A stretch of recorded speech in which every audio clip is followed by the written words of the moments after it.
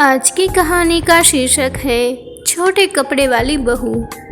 आईने के सामने खड़ी होकर रितिका तैयार हो रही थी।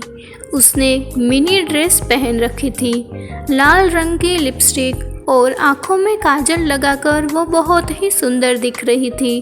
उसने बाल में अच्छे से जुड़ा भी बनाया था। अपनी खूबसूरती को आईने में निहारते हुए वो गालों में पाउडर लगा रही थी। रितिका, थोड़ा टचअप और कर लेती हूँ। शादी में जो जाना है, मेकअप तो थोड़ा हेवी होना चाहिए ना, तभी तो लोगों की नज़र दुल्हा दुल्हन के अलावा मुझ पर भी पड़ेगी। कुछ देर बाद वो पूरी तरह तैयार हो गई, लेकिन उसे अपना डियो नहीं मिल रहा था। उसने इधर उधर देखा, लेकिन डियो नहीं मिला। रितिका, ओह, ये डियो कहाँ चला गया? यही तो रखा था मैंने। रवि से पूछती हूँ।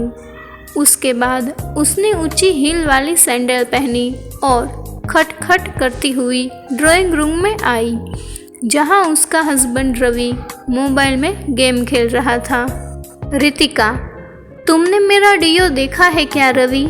लेकिन रवि मोबाइल में गेम रमने में इतना व्यस्त था कि उसने अपनी वाइफ की बात तक नहीं सुनी। एक दो बार रितिका ने फिर से रवि से वही बात पूछी, लेकिन वो तो मोबाइल में गेम रमने में पूरी तरह घुसा हुआ था।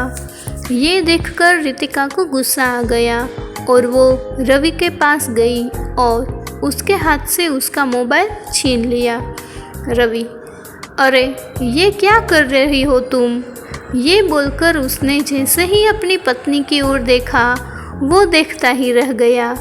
कुछ देर रितिका भी उसे घूरते हुए देखती रही और फिर कहा, रितिका, क्या बात है?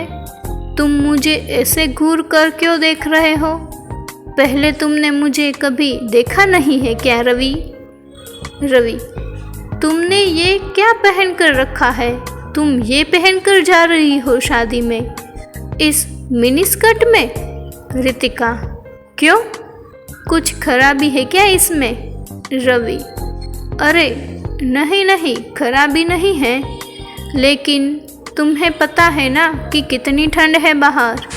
हर दिन न्यूज़ में ठंड के कहर की खबर छप रही है। अगर तुम ऐसी ड्रेस में जाओगी तो लोग क्या कहेंगे? रितिका, शादी के पहले तो तुम बड़े मॉडर्न बनते थे, शादी के बाद तुम भी टिपिकल मर्द बन गए हो। अरे लोग क्या कहेंगे, ये सोचकर मैं कपड़े पहनना छोड़ दूँ? रवि सुनो, मुझे नहीं जाना तुम्हारे साथ शादी में, तुम ही जाओ अकेले। ये कहकर रितिका गुस्से में अपने कमरे में जाने लगी तो रवि ने उसका हाथ पकड़ लिया। रितिका, छोड़ो छोड़ो मेरा हाथ। सारे के सारे मर्द एक जैसे ही होते हैं। शादी के पहले उनका अलग चेहरा होता है और शादी के बाद तो उन्हें लगता है कि औरतें बस उनके इशारों पर चलती रहे।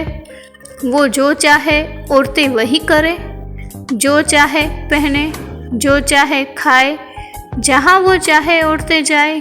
अरे आप लोगों को पत्नी नहीं, दासी चाहिए होती है। रवि, रितिका देखो, तुम बात को क्यों खींच रही हो? रितिका, मैं खींच रही हूँ? लो कर लो बात। शादी में मैं क्या पहनूं क्या ना पहनूं, ये सब आप डिसाइड करेंगे। रवि, रितिका, मैं कह रहा हूँ कि मैं तुम्हारे कपड़े डिसाइड करूँगा। तुम जो पहनने वाली हो वो मैंने कहा कि तुम इतनी सर्दी में मत पहनो। अगर इन छोटे कपड़ों में तुम बाहर जाओगी तो बीमार होने का डर है। रितिका, बीमार तो बहाना है रवि। तुम खुद नहीं चाहते कि मैं तुम्हारे साथ शादी में ऐसे कपड़े में जाऊं। रवि, नहीं रितिका, ऐसा बिल्कुल नहीं है। तुम्हारा अगर मिनी ड्रेस में ही शादी अटेंड करने का मन है तो कोई बात नहीं। रवि बात ज़्यादा बढ़ाना नहीं चाहता था, क्योंकि उसे पता था कि रितिका सुनेगी ही नहीं। रितिका मिनी ड्रेस में ही शादी में पहुंच गई। वहां सभी की नज़र उसी पर टिक गई। सभी लोग उसे घूर घूर कर देख रहे थे। रवि को थोड़ा अजीब महसूस हो रहा था, लेकिन रितिका तो बहुत खुश थी। रितिका, देख रहे हो सभी लोग मुझे कैसे घूर घूर कर देख रहे हैं। लगता है मैं कुछ ज़्यादा ही ब्यूटीफुल लग रही हूँ। और एक तुम थे जिसने घर पर कितनी नौटंकी की इन कपड़ों को लेकर। रवि ने रितिका की बातों का कोई जवाब नहीं दिया। उधर रवि के सामने तो नहीं, लेकिन उसकी पीठ पीछे सभी रितिका के कपड़ों को लेकर बातें बना रहे थे। शर्मा, अरे यार, रवि की वाइफ तो क्या हो गया। वर्मा, देख रहे हो कैसी ड्रेस पहन के आई है। वर्मा, अच्छी तो है ड्रेस। शर्मा, अरे ड्रेस तो अच्छी है, लेकिन इतनी सर्दी में कौन ऐसी ड्रेस पहनता है भाई। गजब हाल है भाई, गजब हाल है। वर्मा, अरे जिसने ऐसे कपड़े पहने हैं उसे सर्दी नहीं लग रही, तो तुम क्यों अपना खून जला रहे हो। चलो अब पेट पूजा का समय हो गया है। सुना है शादी में 5 स्टार होटल के शेफ बुलाए गए हैं। खाना खाते वक्त भी सभी की नज़र रितिका पर ही थी, लेकिन रितिका को लग रहा था कि सभी उसकी खूबसूरती को निहार रहे हैं। रितिका, सभी लोग मुझे घूर रहे हैं और एक तुम हो कि खाने पर टूट पड़े हो। एक सेल्फी तो ले लो। रवि, हाँ सेल्फी, हाँ रुको, मैं हाथ धोकर आता हूँ। रवि ने हाथ धोकर सेल्फी ले ली। जैसे जैसे रात बढ़ रही थी, सर्दी और भी ज़्यादा बढ़ रही थी। सभी लोगों ने तो गर्म कपड़े पहन रखे थे, तो उन्हें कुछ खास फर्क नहीं पड़ रहा था, लेकिन रितिका की हालत अब थोड़ी खराब हो रही थी। रितिका, रवि, बहुत ठंड लग रही है, अब घर चलो। रवि, घर? शादी देखनी नहीं क्या तुम्हें। रितिका, नहीं रवि, इतना पेशेंस नहीं है मुझ में रवि। और रितिका अपनी कार से घर वापस लौट आई।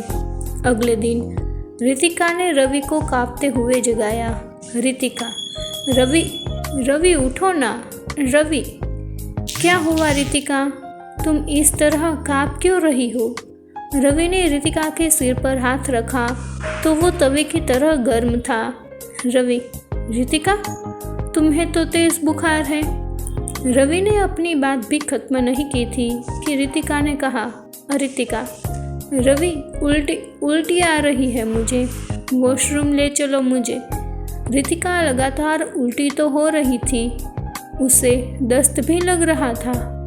रितिका, रवि, बहुत वीकनेस लग रही है, बहुत ही ज़्यादा।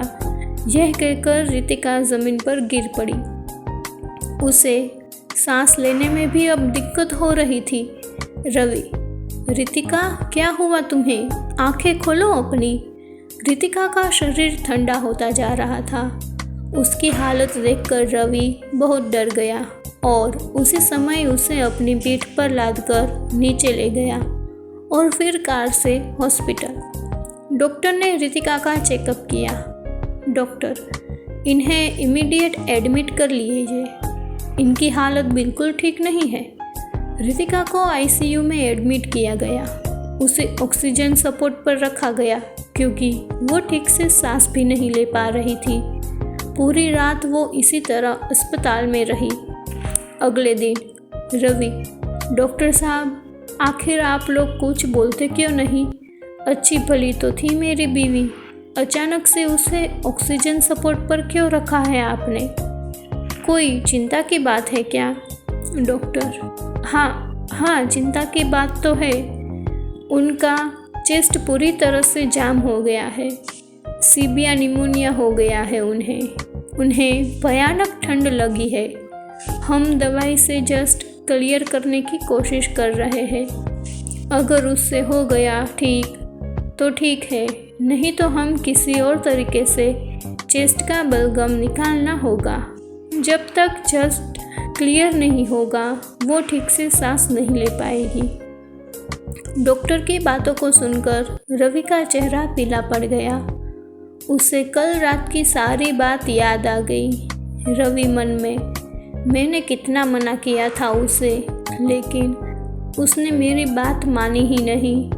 ईश्वर, रितिका को ठीक कर दो। पूरी रात रवि रितिका के लिए भगवान से प्रार्थना करता रहा, लेकिन अगले 2 दिन तक रितिका की तबीयत में कोई भी सुधार नहीं आया। और तीसरे दिन की बात है, रात का समय था। रवि अस्पताल के बाहर बैठा हुआ था। उसे नींद आ रही थी। तभी एक डॉक्टर उसके पास आए और उन्होंने कहा, डॉक्टर, आई एम सॉरी, हम आपकी पत्नी को नहीं बचा सके। डॉक्टर की ये बात सुनकर रवि की आंखों के आगे अंधेरा छा गया। वो भागा भागा आईसीयू में गया और वहाँ जाकर उसकी सांसें थम सी गई। सफ़ेद कपड़ों में लिपटी उसकी रितिका से लेटी हुई थी।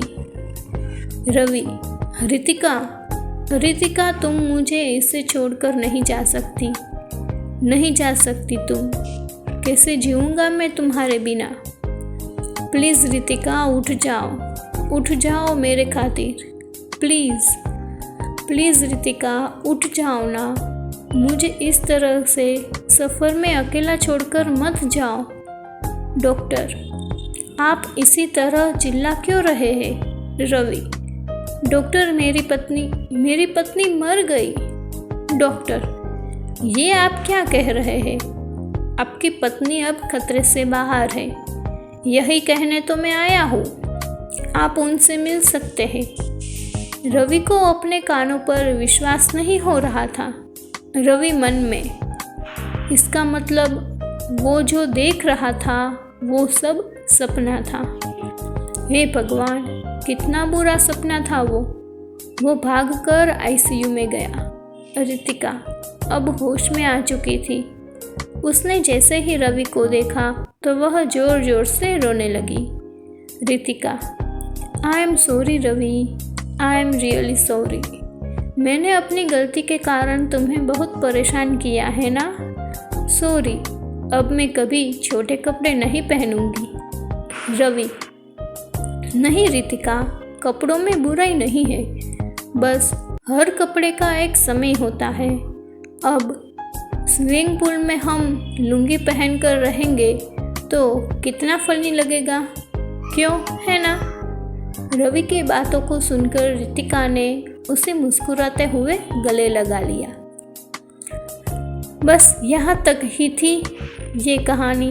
अगर आपको ये कहानी अच्छी लगी हो तो इसे लाइक करें, शेयर करें और ऐसी ही कहानियाँ सुनने के लिए मेरे चैनल को सब्सक्राइब कीजिए।